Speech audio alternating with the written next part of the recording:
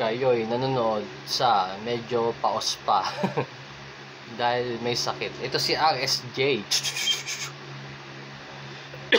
Excuse me. Pasensya na kayo sa boses ko dahil may flu ako plus ubo plus sore eyes. Itong left eye ko. So, meron tayong ngayon, alamat. Ang ating segment ay alamat. Pero syempre, bago ang lahat, shout out sa lahat ng mga viewers, subscribers, sharer. Thank you sa inyong lahat. Yan. Sobrang salamat. Excuse me. Excuse me. So, ito na. Direkta na tayo sa ating segment na alamat ni RSJ. At ang alamat ni RSJ ay inihatid sa atin ng katol ni Bembol.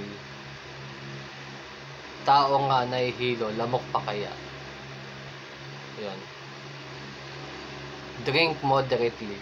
Yan, sponsor natin yan, katol ni Bembol. So, ito ang ating alamat ay ang alamat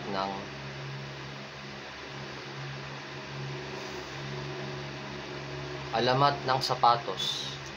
Saan ba nagmula ang alamat ng sapatos? So, ito na. Noong pangalawang panahon, sa bansang napakalayo. Anong time na yon?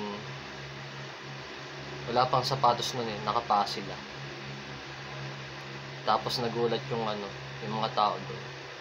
Nagulat sila Meron lumilipad. At sabi ng mga tao, wow, ang galing, may lumilipad na sapatos. At simula noon, nagkaroon na ng alamat ng sapatos. So, ano ang moral lesson ng alamat ng sapatos? Ang moral lesson ay huwag magnanakaw. Thank you.